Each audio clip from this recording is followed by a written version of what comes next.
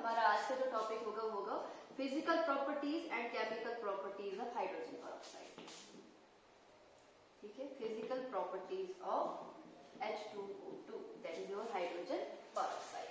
ठीक, सबसे पहले जो इसकी फिजिकल प्रॉपर्टी होती है वो ये होती है कि ये थिक सिरपी ब्लू कलर का जो है वो लिक्विड होता है। ठीक है, तो सबसे पहले हम लिखेंगे in pure form, in pure form H2O2 is a thick syrupy liquid. H2O2 is a thick syrupy liquid and has a pale blue color and has a pale blue color। जो आपका हाइड्रोजन पेरोक्साइड होता है वो क्या होता है, thick सिरपी liquid होता है और वो जो है पेल ब्लू कलर का होता है। सेकंड, इसका टेस्ट जो है वो बिटर होता है। ठीक है, बस खाली बिटर टेस्ट लिख यू, आपको समझ आ जाएगा that it has bitter taste. Third, जो हाइड्रोजन पेरोक्साइड होती है इसकी डेंसिटी कितनी होती है, इट हैज डेंसिटी 1.44 ग्राम पर centimetre cube, more than that of water, more than that of water, जिसकी डेंसिटी कितनी होती है 1.0 ग्राम पर सेंटीमीटर क्यूब। ठीक है, तो हाइड्रोजन पेरोक्साइड की जो डेंसिटी होती है वो वाटर के मुकाबले में क्या होती है, थोड़ी सी ज्यादा होती है। ठीक है, क्यों होती है ज्यादा, क्योंकि यहाँ पर जो आपके हाइड्रोजन होते हैं वो दो होते हैं, दो रिप्लेसेबल जो है वो यहाँ पर क्या होता है हाइड्रोजन होते हैं और ऑक्सीजन होते हैं, जिसकी वजह से हाइड्रोजन बॉन्डिंग की वजह से जो H2O2 होता है वो ज्यादा एसोसिएटेड होता है। ठीक है, तो ये क्या होता है आपका हाइड्रोजन पेरोक्साइड जो होता है वो मोर एसोसिएटेड होता है। हाइड्रोजन बॉन्डिंग दोनों में होती है लेकिन ज्यादा एसोसिएटेड, जो ज्यादा नजदीक जो मॉलिक्यूल आते होते हैं वो हाइड्रोजन पेरोक्साइड के होते हैं। ठीक, नंबर 4, इसका जो मेल्टिंग पॉइंट होता है वो होता है 272.4। ठीक है, मेल्टिंग पॉइंट इसका होता है 272.4। इसका हम बॉइलिंग पॉइंट जो है वो एग्जैक्टली डिटरमाइन नहीं कर सकते। Boiling point can not be determined exactly. Why so, because जो आपका हाइड्रोजन पेरोक्साइड होता है वो काफी ज्यादा अनस्टेबल होता है, तो जब आप उसको हीट करते हो क्या हो जाता है, डिकम्पोज हो जाता है before it's boiling point is reached. तो इस वजह से क्या होता है, हमें पता नहीं चलता है एग्जैक्टली कि इसका बॉइलिंग पॉइंट क्या है। ठीक है, बट अप्रोक्सीमेटली जो इसका बॉइलिंग पॉइंट है वो है 423.2। 423.2 केल्विन जो है ये क्या है, इसका approximate boiling point. By means of extrapolation method से ये बॉइलिंग पॉइंट जो है वो निकाला गया। लास्ट है, it is miscible with water, alcohol and ether. इट इज miscible with water, alcohol, ether, etc. due to hydrogen.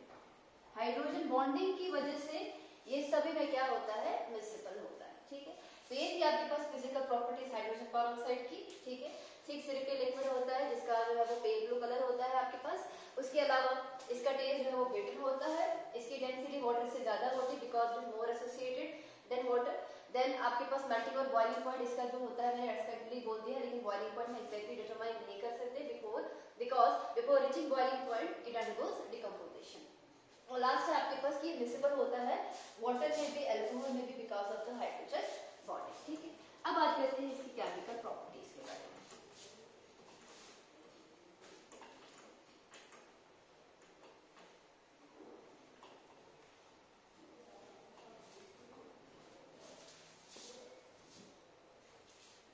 Chemical property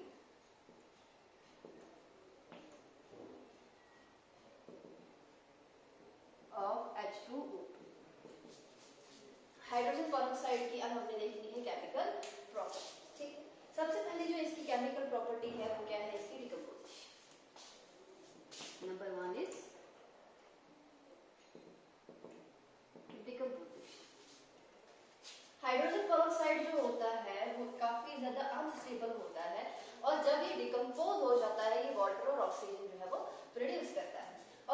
आपके पास रिएक्शन होती है काफी ज्यादा एक्सोथर्मिक होती है और इसमें काफी ज्यादा हीट जो है वो रिलीज होती है, ठीक है। सपोज मेरे पास है ट्वाइस ऑफ H2O2, इसको हम जो है वो डिकम्पोज अगर करेंगे तो ये ट्वाइस ऑफ वाटर बनाएगा और प्लस आपके पास ऑक्सीजन बनाएगा। यहाँ पे जो डेल्टा H निकलेगा वो निकलेगा -196.0 किलो, ठीक है। मतलब इतनी हीट जो है वो रिलीज होती है जब आपका हाइड्रोजन पेरोक्साइड क्या हो जाता है, टूट जाता है। तो इसकी डिकम्पोजिशन से क्या होता है, आपके पास वाटर और ऑक्सीजन जो है वो प्रोड्यूस होता है।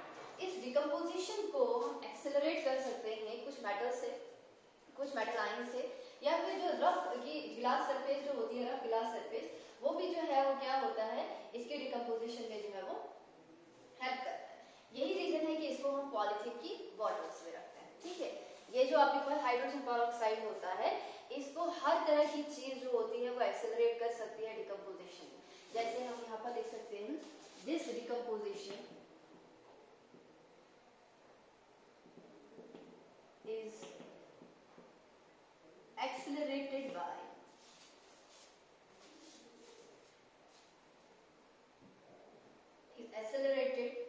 in the presence of certain metals.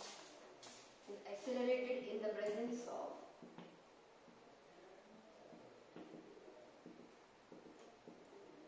certain metals. वो कौन कौन से मेटल्स होंगे आपके पास, जैसे आपके पास कॉपर होता है, सिल्वर होता है, प्लेटिनम होता है। कॉपर है आपके पास, सिल्वर आएगा आपके पास, प्लेटिनम आएगा आपके पास, ठीक है। ये सारे मेटल्स अगर होंगे तो आपका जो प्रोसेस ऑफ डिकम्पोजिशन होता है वो काफी ज्यादा हाई होता है। इसके अलावा मेटल ऑक्साइड्स, जैसे आपके पास मैंगनीज का ऑक्साइड है, ठीक है।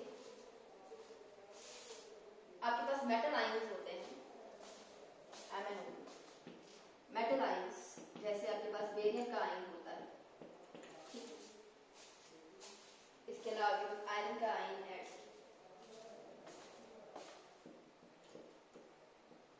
ठीक है। तो ये सारी चीजें जो है इस डिकम्पोजिशन को एक्सेलरेट करती है। मैंने कहा जो रफ सरफेस होती है गिलास की, वो भी जो है इसकी क्या करवाती है, डिकम्पोजिशन करवाती है। Rough surface of glass can also cause its decomposition, can also cause its decomposition, so it is kept in polythene bottles. Polythene की बॉटल्स में जो है वो इसको रखा जाता है, ठीक है। नेक्स्ट है इसका एसिडिक कैरेक्टर। डिकम्पोजिशन के बाद सेकंड आएगा एसिडिक कैरेक्टर। आपका hydrogen peroxide H positive ion जो है वो प्रोड्यूस करता है, इसीलिए ये क्या होता है, एसिडिक होता है, but it is actually weakly acidic. उतना अच्छा ये जो है वो एसिड नहीं होता है, ठीक है। और दूसरी चीज क्या होती है कि ये जो है टर्न करता है ब्लू लिटमस को रेड में, जो कि आपको पता है कि एसिड का कैरेक्टर होता है। It turn blue litmus into red, blue को रेड में कन्वर्ट कर देता है और ये क्या होता है आपका एसिडिक कैरेक्टर होता है, ठीक है। ये ज्यादा एसिडिक होता है एक्चुअली वाटर से। वाटर भी जो है वो एसिडिक, वाटर एक्चुअली एम्फोटेरिक है नेचर, बट अगर एम्फोटेरिक है दैट एसिड भी ऐड करेगा, लेकिन वाटर के मुकाबले में ये क्या होता है, स्ट्रॉन्ग एसिड होता है आपका हाइड्रोजन पेरोक्साइड, ठीक है। इसमें दो रिप्लेसेबल जो है वो क्या होते हैं आपके पास, हाइड्रोजन होते हैं। तो आपके पास जो है ये दो तरह की डिकम्पोजिशन शो कर सकता है। H2O2 से आपके पास H पॉजिटिव आयन बन सकता है, या फिर HO2 नेगेटिव आयन बन सकता है, या फिर H2O2 जो है अगर दोनों हाइड्रोजन आयन देंगे तो twice of H positive ion plus O2 2 negative ion. इसका मतलब कि एक H पॉजिटिव आयन भी दे सकता है, दो H पॉजिटिव आयन भी दे सकता है, इसलिए ये 2 सीरीज ऑफ सॉल्ट्स बनाता है। जैसे आपके पास मेरे पास है सल्फ्यूरिक एसिड H2SO4, यहाँ पे H positive ion plus HSO4 negative ion भी बनता है, या फिर मेरे पास दोनों H पॉजिटिव आयन जब निकलेंगे तो आपके पास SO4 2 नेगेटिव आयन बनेंगे। तो आपके पास जो है वो NaHSO4 पर भी बन सकता है, आपके पास जो है वो Na2SO4 भी बन सकता है। इसका मतलब आपका जो सल्फ्यूरिक एसिड है जैसे वो 2 सीरीज ऑफ सॉल्ट बनाता है, बाइसल्फेट भी बना सकता है या सल्फेट भी बना सकता है, ऐसे ही आपके पास जो हाइड्रोजन पेरोक्साइड होता है वो भी क्या होता है, 2 सीरीज ऑफ सॉल्ट जो है वो बना सकता है, बिकॉज इसमें जो है वो 2 रिप्रेसिबल हाइड्रोजन जो है वो प्रेजेंट होते हैं। और ये जो मैंने आपका HO2 नेगेटिव, इसको कहते हैं हाइड्रो पेरोक्साइड आयन, इसको हम क्या कहते हैं, हाइड्रो पेरोक्साइड आयन। और नीचे वाला जो होता है ये आपको पता ही होगा, this is your peroxide ion, ठीक है। तो कुछ जो है वो सॉल्ट हम बनाते हैं, सपोज करो हम सोडियम हाइड्रोक्साइड को जो है वो हाइड्रोजन पेरोक्साइड के साथ जो है वो रिएक्ट करवाते हैं, NaOH प्लस हम करेंगे H2O, ठीक है। तो आपके पास जो है वो क्या बनेगा, सोडियम जो है उससे बनेगा आपके पास NaHO2, एक सीरीज ऑफ सॉल्ट NaHO2, और प्लस बनेगा आपके पास वाटर, सॉल्ट प्लस वाटर। ये NaHO2 जो है वो क्या बना आपके पास, sodium hydro peroxide, this is sodium hydro peroxide. Second ऐसा भी हो सकता है कि अगर हम NaOH को जो है वो H2O2 के साथ जो है वो रिएक्ट करवाएं तो आपके पास Na2O2 बनेगा और प्लस आपके पास वाटर बनेगा, this is your sodium peroxide,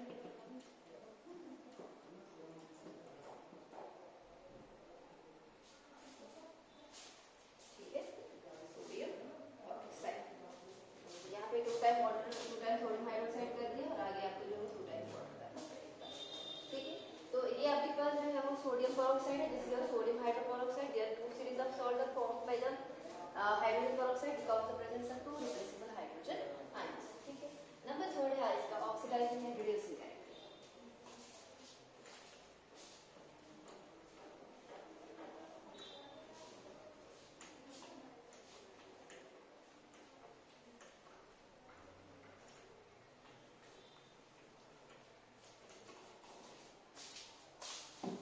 oxidising and reducing character,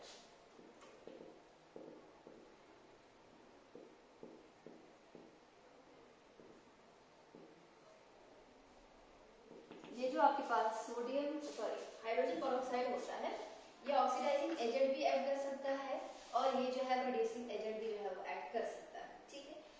क्यों करता है ऐड, जैसे मेरे पास हाइड्रोजन पेरोक्साइड है H2O2, जब ये डिकम्पोज हो जाता है हमने देखा कि ये वाटर बनाता है और ये ऑक्सीजन बनाता है, यहाँ मैंने 1 टाइम लिखा है तो इसलिए मैंने हाफ ऑक्सीजन, ठीक है।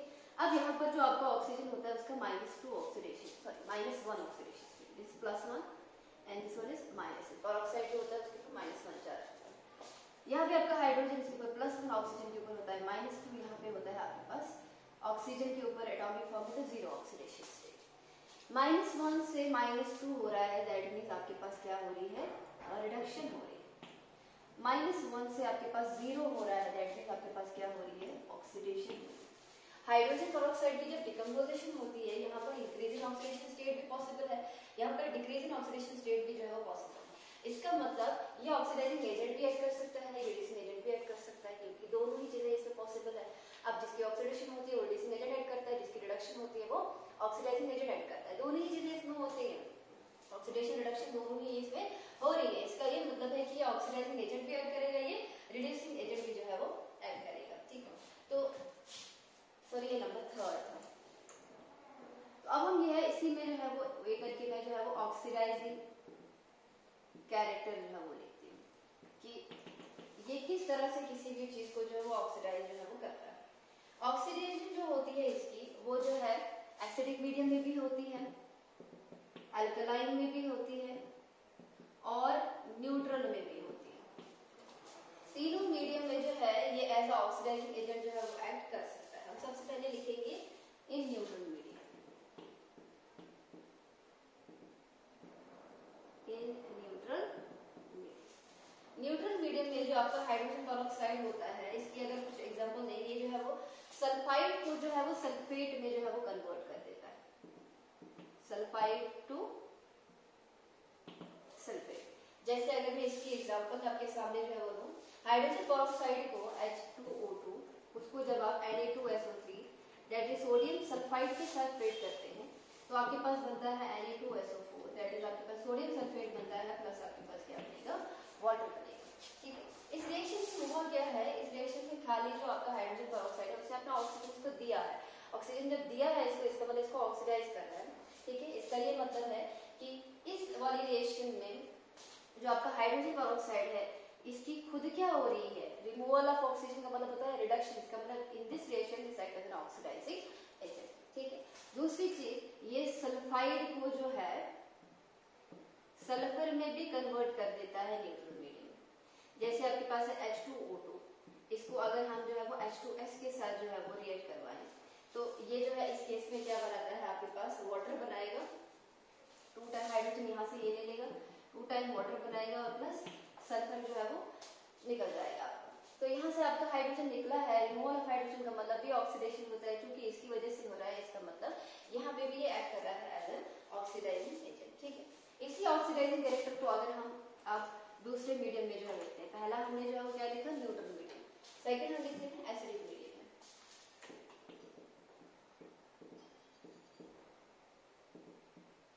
अब अगर आपके पास मीडियम एसिडिक होता है तो उस केस में आपके पास जो है वो कौन सी रिएक्शन जो है वो होगी, ये जो है वो आयोडीन को जो है इवॉल्व करता है from KI solution, potassium iodide को ये जो है वो आयोडीन में कन्वर्ट कर देता है। यहाँ पे -1 ऑक्सीडेशन से, यहाँ पे 0, -1 से 0 का मतलब ऑक्सीडेशन हो रही है, ठीक है। सपोज आपके पास जो है वो क्या है ट्वाइस ऑफ KI प्लस आपके पास है H2SO4 because the reaction takes place in acidic medium, plus आपके पास क्या आ जाएगा H2O2 that is hydrogen peroxide. इस केस में जो आपके पास आगे बनेगा वो बनेगा आपके पास पोटेशियम सल्फेट, यहाँ से बनेगा आपके पास पोटेशियम सल्फेट, हाइड्रोजन पेरोक्साइड से आपके पास बनेगा वाटर और सॉरी पोटेशियम सल्फेट नहीं,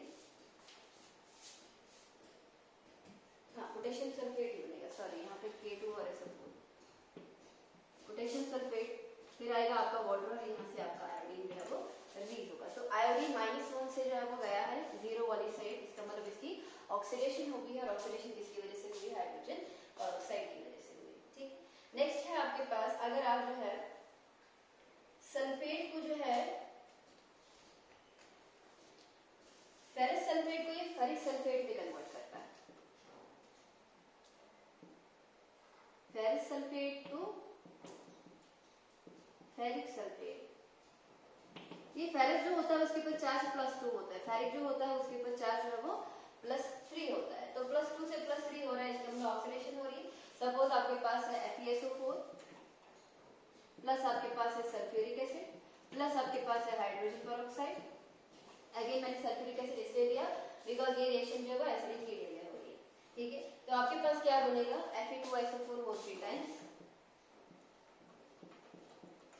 ठीक है, और प्लस आएगा आपके पास water, that is ferric sulphate जो है वो कन्वर्ट हो गया किसमें, फेरिक सल्फेट। यहाँ पे आप 2 टाइम्स करेंगे, इधर भी आपको 2 टाइम्स करना पड़ेगा। तो ये एक रिएक्शन थी एसिडिक मीडियम की, दूसरी रिएक्शन थी एसिडिक मीडियम में, और आप देख लीजिए कि इस केस में आपके पास क्या हो रही है, ऑक्सीडेशन हो रही है, और आपका जो ये है हाइड्रोजन पेरोक्साइड ये एक्ट कर रहा है ऑक्सीडाइजिंग एजेंट। लास्ट मीडियम हम देखते हैं अल्कलाइन मीडियम, ये कैसे जो है वो किसी की ऑक्सीडेशन करवाता है। थर्ड हम लिखेंगे अल्कलाइन मीडियम,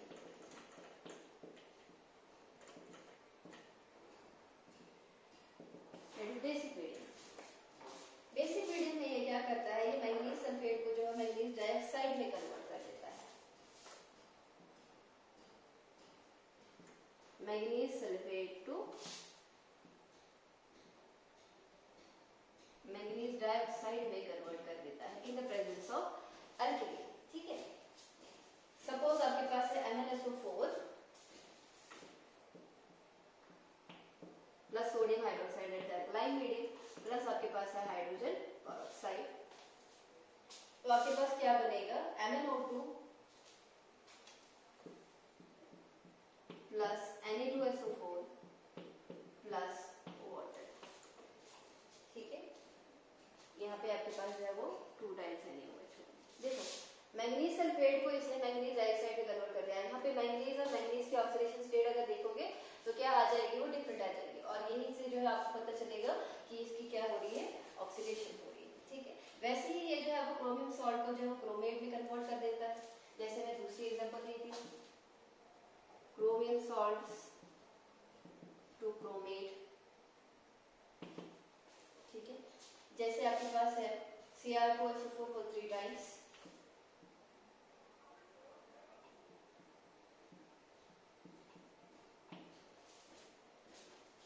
क्रोमियम का जो आपके पास है वो सल्फेट है, क्रोमियम सल्फेट। ठीक है, क्रोमियम सल्फेट को अगर आप ट्रीट करोगे किसके साथ, हाइड्रोजन पेरोक्साइड के साथ, और अगर आप सोडियम हाइड्रोक्साइड के साथ इसको ट्रीट करोगे, बिकॉज ये एल्कली में हो रही है, ठीक है, तो आपके पास क्या बनेगा, Na2CrO4,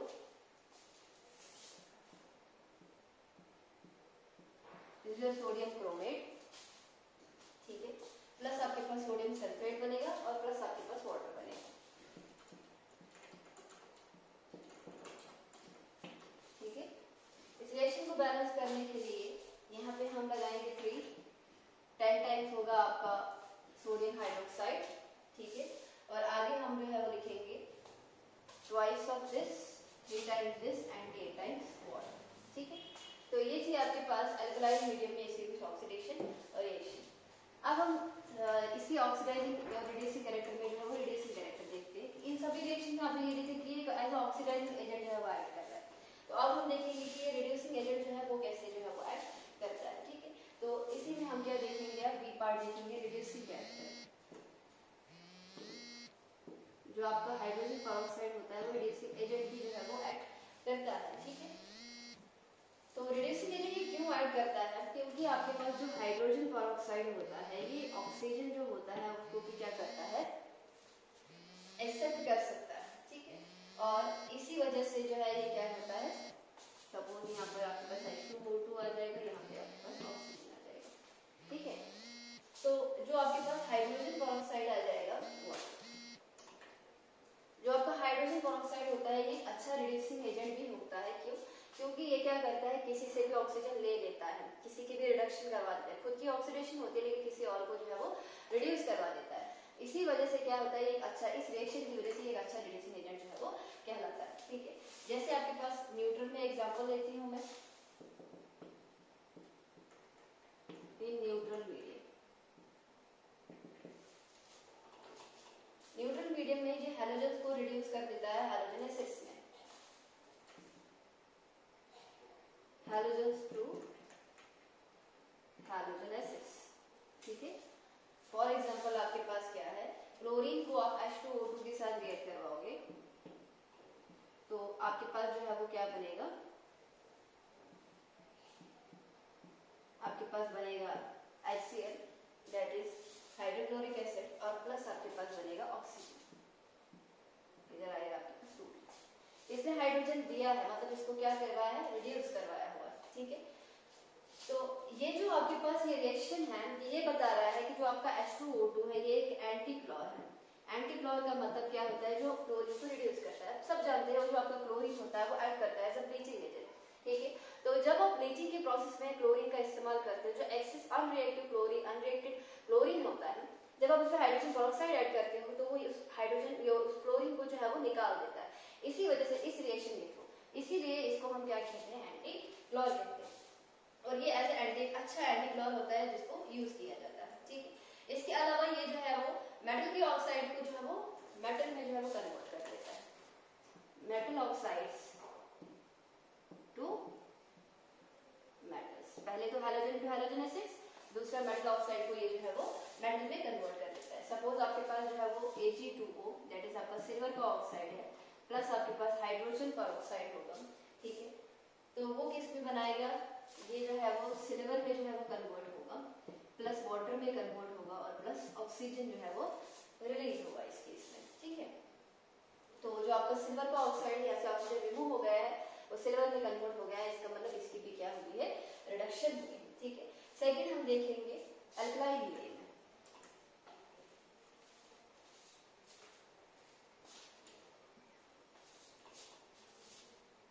सेकेंड आ जाएगा alkaline medium.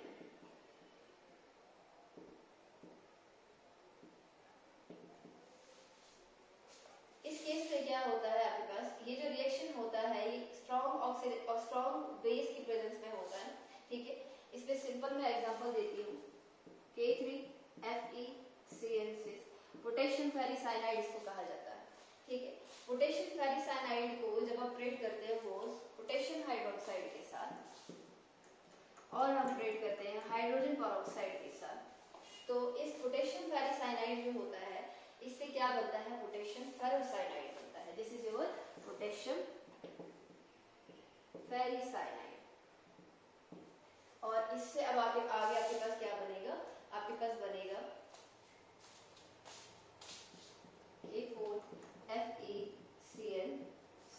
This is your potassium ferrocyanide. ये जो आपके पास होते हैं कोऑर्डिनेशन कंपाउंड्स होते हैं, ठीक है। और आगे क्या होगा, आता है आपके पास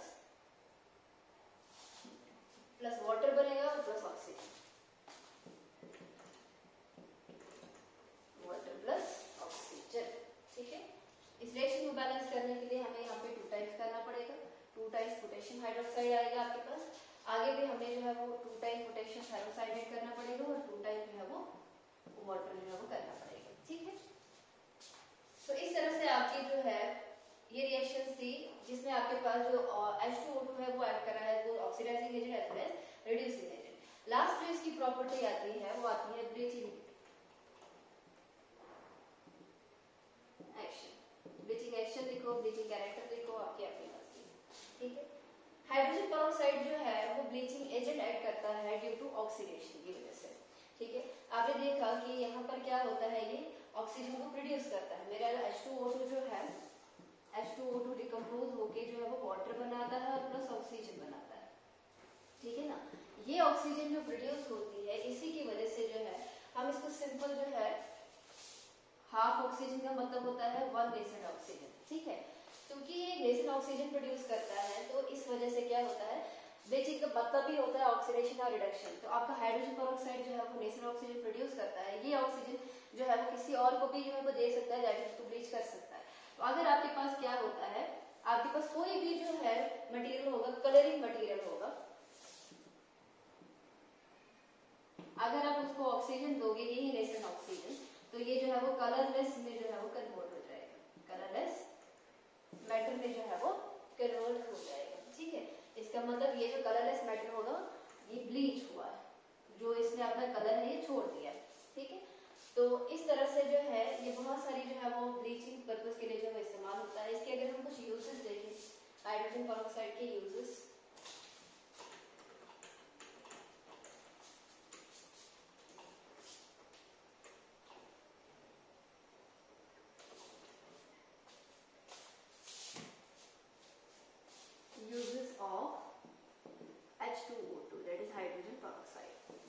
सबसे पहला जो यूज हम देखेंगे इसका वो ये होगा कि ये एज अ ब्लीचिंग एजेंट जो है वो काम करता है।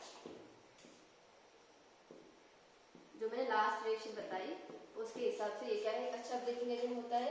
सिल्क को, वूल को, हेयर को, आइवरी को, इन सब को जो है ये ब्लीच करने के इस्तेमाल में जो है लाया जाता है, ठीक है।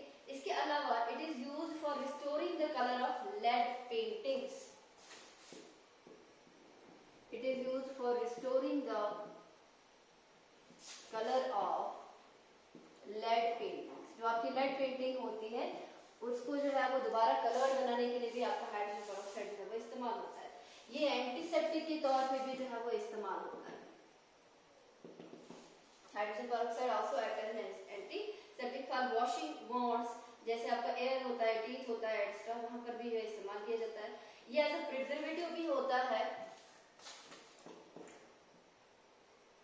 प्रिजर्वेटिव होता है फॉर मिल्क के लिए, वाइन के लिए, एक्स्ट्रा। और जो आपका हाइड्रोजन पेरोक्साइड होता है ये एंटीक्लोर के तौर पे भी जो है वो इस्तेमाल किया जाता है टेक्सटाइल इंडस्ट्री में, ठीक है। तो ये थे इसके कुछ यूजेस। लास्ट जो आपके पास टॉपिक है वो आ जाएगा आपके पास हाइड्रोजन एज अ फ्यूल, या हाइड्रोजन इकोनॉमी बोलो, हाइड्रोजन एज अ फ्यूल बोलो, आपकी अपनी चॉइस है। छोटा सा टॉपिक है ये, हाइड्रोजन एज अ फ्यूल। देखो जो आपके पास नेचर होता है इसमें जो मोस्टली जो आपकी एनर्जी होती है, हम जो है वो फॉसिल फ्यूल्स के ऊपर डिपेंड है, हम कोल और पेट्रोलियम के ऊपर जो है वो डिपेंड है, ठीक है। लेकिन हम जानते हैं कि ये जो कोल पेट्रोलियम होता है ये एक तो बहुत रिन्यूएबल नहीं है, ठीक है, ये एग्जॉस्टेबल रिसोर्सेज है, और दूसरा ये काफी ज्यादा जो है वो पोल्यूशन काज करते हैं, ठीक है। इसीलिए क्या होता है, पोल्यूशन फ्री फ्यूल को बनाने के लिए हाइड्रोजन जो है एज अ ऑल्टरनेट लिया जाता है।